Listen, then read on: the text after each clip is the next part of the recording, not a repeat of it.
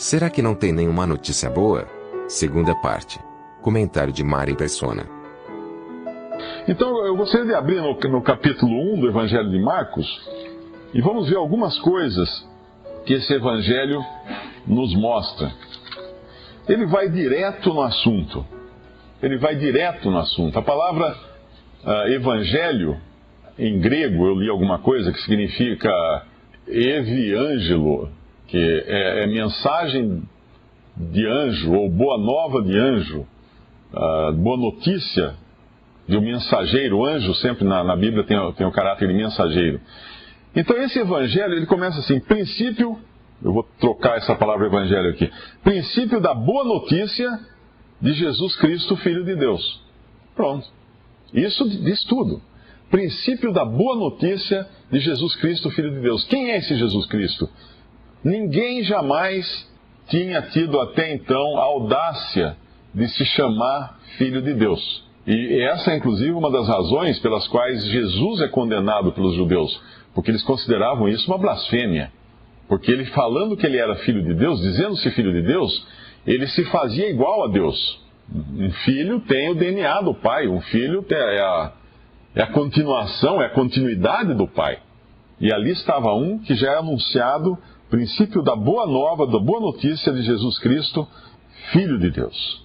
E então vem, como está escrito no profeta Isaías: eis que eu envio o meu anjo ante a tua face, o qual preparará o teu caminho diante de ti. E ele joga agora uma profecia do Antigo Testamento, Marcos, coloca uma profecia do Antigo Testamento mostrando que já tinha sido anunciada a chegada desse Filho de Deus ao mundo. Já tinha sido anunciada por um profeta. Só que uma grande diferença, esse agora não era um profeta. Jesus não era um profeta. Ele é tomado como profeta quando ele chega. Algumas pessoas falam: tu és um profeta, tu és mestre. Mas ele não era um profeta. Ele não era, porque o caráter do profeta é diferente. Ele é tido por um profeta por muitas religiões, até os muçulmanos consideram Jesus um profeta. Eles têm Adão como o primeiro profeta, Abraão como o segundo profeta, eu não me lembro quem seria o terceiro profeta, Jesus seria o quarto e quinto é Maomé. Então todos esses eles consideram profeta. Mas Jesus eles consideram profeta, mas Jesus não era um profeta. Começa pela maneira dele se comunicar. Todos os profetas do Antigo Testamento, quando iam trazer a palavra de Deus, eles diziam assim: assim diz o Senhor. E falava a mensagem que Deus tinha dado para eles falarem. Às vezes eles eram surpreendidos pela mensagem, porque eles não sabiam isso que Deus estava falando através deles. E às vezes eles falavam sem sequer entender o que eles estavam falando. Muitos profetas, muitas profecias que foram feitas no Antigo Testamento, os profetas morreram sem saber o que tinham falado. Eles falaram, mas eles não entenderam, porque a coisa só ia ser inteligível, só ia dar para entender depois, quando ela se cumprisse. Jesus não. Em nenhum momento da sua vida ele vai falar: assim diz o Senhor. Em nenhum momento. Ele sempre vai falar: em verdade, eu vos digo. Eu vos digo. O que era isso? Deus falando. Obviamente ele estava em sujeição ao Pai, ele fala que toda a palavra que ele falava vinha do Pai, mas era muito diferente da relação que havia um profeta com Deus, porque o profeta não sabia o que estava falando, mas ele sabia, porque ele era o verbo de Deus. Ele é o verbo de Deus. Então ele é a palavra de Deus encarnada, personificada. Então alguém que não era um profeta, mas o próprio Deus tinha vindo habitar agora entre os homens. E Deus endossa isso, É uma coisa que não dá para a gente querer compreender muito a questão da Trindade, que Deus é Pai, é Filho, é Espírito Santo, mas é um só Deus ao mesmo tempo, porém em três pessoas. E nesse primeiro capítulo de Marcos, Jesus é batizado por João Batista, que foi o seu precursor, o que veio anunciar essa boa notícia, e logo que ele sai da água, no versículo 10, e logo que saiu da água, viu os céus abertos, e o Espírito que como pomba descia sobre ele. E ouviu-se uma voz dos céus que dizia: tu és o meu Filho amado, em quem me comprazo. Ali nós vemos o Filho, ali nós vemos o Espírito, e ali nós vemos a voz do Pai ecoando do céu: esse é o meu Filho amado. As três pessoas simultaneamente na mesma cena. Veja que nós não caminhamos muito dentro do Evangelho de Marcos, e ele já revelou todas essas coisas. Quando você começa o Evangelho de Mateus, ele fala assim, genealogia, nasceu de Davi, etc., vai pondo genealogia e tal. Quando a gente começa o Evangelho de Lucas, ele fala, eu procurei reunir as informações, e depois vai falar um monte de coisa até começar a distribuir essas verdades de uma forma bastante esparsa dentro de todo o Evangelho, mas Marcos chega na lata, como a gente diz, né? Já entra e apresenta, como João faz também. No princípio era o verbo estava com Deus e o verbo era Deus. Já entra e apresenta. Deus e homem. Deus e homem. E ele continua, e aqui Deus endossa, obviamente, o seu ministério, porque aqui vai ser também o começo do seu ministério, mas antes Jesus passa por uma tentação. E é o próprio Espírito que o leva ao deserto, no versículo 12, para ele ser tentado. Ele fica 40 dias ali e ele é tentado por Satanás.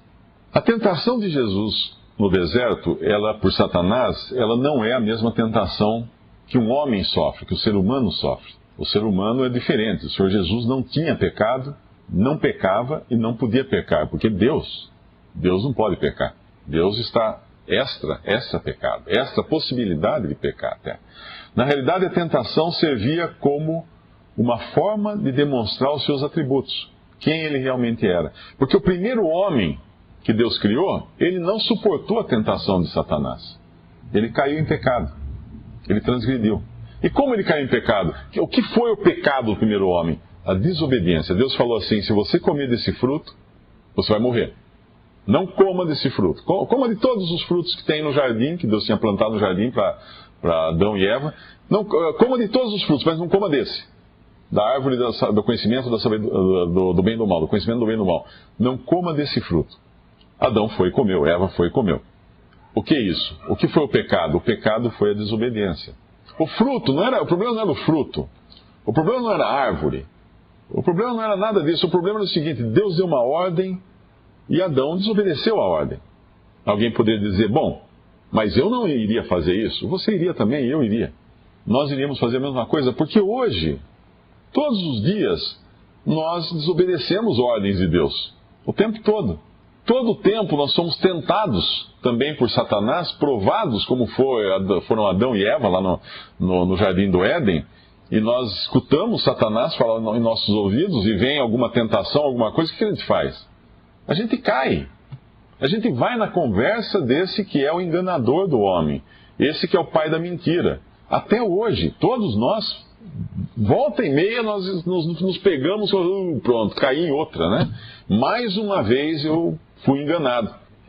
Alguém aqui já entrou em alguma errada?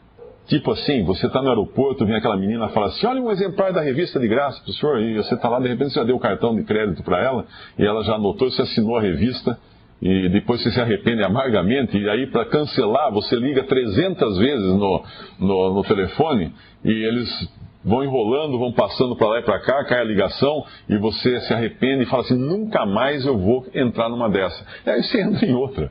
Aí aparece uma outra oportunidade que vem pintada de outra cor, e você cai nela. E assina outra coisa, ou compra uma coisa que não queria comprar, não precisava, ou alguém vem e conta uma história linda para você, triste e tal, você pega e enfia no bolso e dá o dinheiro, e depois vê assim, o cara era malandro, não devia ter feito isso. Nós somos o tempo todo enganados, assim como Adão e Eva foram enganados. A questão é que Adão e Eva, eles precisariam ter confiado apenas no que Deus falou, não coma. E isso dependia de confiança absoluta em Deus, de dependência absoluta em Deus. O problema é que todas as vezes que nós recebemos uma ordem, se Deus chega para mim e fala assim, Mário, não coma. O que eu digo? Por quê? Por que eu não devo comer? Se Deus explicar para mim, por causa disso, e tem esse problema assim, eu vou raciocinar, pensar e falar assim, faz sentido, melhor não comer mesmo. Bom, mas aí agora já não é mais de confiança, agora é da razão, percebe? É da razão. Então, quando nós ouvimos na palavra de Deus que a salvação é pela fé em Jesus e na sua morte na cruz, no seu sangue que foi derramado ali, para perdão dos nossos pecados, para remissão dos nossos pecados, e hoje, quando cremos, recebemos o perdão, Qual a resposta que eu tenho que dar a essa boa nova que é o Evangelho, que é essa boa nova que Deus me dá? Qual a resposta? Talvez eu pergunte, mas por que eu tenho que crer? Por que não pode ser de outro jeito? Por que não pode ser de outra forma? Por que não? Porque se eu tivesse uma resposta clara e absoluta e muito racional, já não seria a fé. E a Bíblia fala, é pela fé que nós somos salvos. Pela fé na palavra de Deus, no que Deus fala. Então não há razão envolvida aí. No momento em que eu raciocino, no momento em que eu chego à conclusão, já não é mais fé. É razão. É razão. Mas Deus dá todas as condições para que eu creia. E ainda assim eu não quero crer. Por quê? Porque isso é me colocar rendido nas mãos de Deus. Isso é abrir mão de mim para deixar que Ele seja meu Senhor e meu Deus. Isso é fazer aquilo que Adão não quis fazer. Porque quando Adão foi tentado, ou Eva foi tentada, Satanás disse para ela, se vocês comerem, vocês serão como Deus. Ah, como Deus? Uau! Eu sempre quis ser como Deus. Ser dono do meu nariz, não ter que dar satisfação para ninguém? Ótimo! Tá para mim. Esse é o coração do homem. E nós continuamos com esse mesmo pecado, com esse mesmo espírito voluntarioso, né, de querer fazer a nossa própria vontade. Agora, quando Adão, que foi o primeiro homem, recebeu essa ordem, Deus falou muito claro para ele, se você comer, você morre. Se você me desobedecer, você morre. O que Adão fez? Desobedeceu. Agora entra Jesus em cena. E ele recebe de Deus uma ordem parecida. Não tem agora uma árvore com um fruto, mas tem um madeiro. Tem um madeiro. E Deus fala para ele, se você me obedecer, você morre. Para Adão foi, se você desobedecer, você morre. Para Jesus foi, se você obedecer, você morre. Por que ele tinha que morrer? Porque ele tinha que pagar o preço da desobediência do homem, do pecado do homem. E ele tinha que fazer isso em obediência. E é isso que ele vai fazer no final da sua jornada aqui nesse mundo. Mas aí, nesse começo já do Evangelho de Marcos, é interessante nós vermos também que Jesus começa o seu ministério dessa maneira tão abrupta aqui nesse Evangelho, que já chega e já abre já o jogo, né? Explica tudo de cara, e ele começa a chamar pessoas para segui-lo. Ele vai chamar os seus discípulos. E uma coisa importante aqui no versículo 19, ele chama dois rapazes aqui, deviam ser dois jovens. Normalmente essas pessoas que ele chamou estavam na faixa dos seus 20 anos. Deviam ser pessoas bastante jovens, os discípulos. Considerando que inclusive tem aqui um que está com seus pais e o pai trabalhando, né? Nós sabemos que a expectativa de vida naquela época era muito baixa. Uma pessoa de 50 anos era considerada uma pessoa velha, já bem velha. Era bastante baixa a expectativa de vida. Então, essas pessoas são jovens. Passando o versículo 19, passando dali, um pouco mais adiante, viu Tiago, filho de Zebedeu, e João, seu irmão, que estavam no barco, consertando as redes, e logo os chamou. E eles, deixando seu pai, Zebedeu, no barco com os jornaleiros, ou com os trabalhadores, foram após ele. Deixaram o pai e o seguiram. Agora veja que interessante. Jesus veio ao mundo e chamou seus discípulos, e hoje ele está aqui chamando cada um aqui dentro, para que creia nele, para que confie nele, para que o siga, para que o tenha como Senhor, como diretor da sua vida.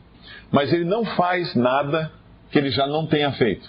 Ao chamar esses jovens para que o seguissem, para que abandonassem o pai, deixassem o pai e o seguissem, ele já tinha feito isso. Ele tinha saído da casa do pai, deixado o seu lugar na glória e vindo a esse mundo. Ele abriu mão de muitas coisas para vir aqui na condição humana. Então ele podia chamar, sim. Ele pode chamar. E ele vai poder falar muitas coisas para nós que ele entende como nós o sentimos, porque agora Deus se fez homem. Deus se fez homem. Deus tem um corpo humano. E a única coisa a qual ele não estava sujeito, que era a morte, porque nós aprendemos que pelo pecado entrou a morte, e com a morte veio o juízo sobre a humanidade. Então hoje qualquer ser humano, desses todos que vocês conhecem, que daqui a 100 anos estarão mortos, qualquer ser humano desses vai morrer e depois disso vem o juízo. Será julgado pelo seu pecado e será condenado eternamente pelo seu pecado, a menos que seja salvo.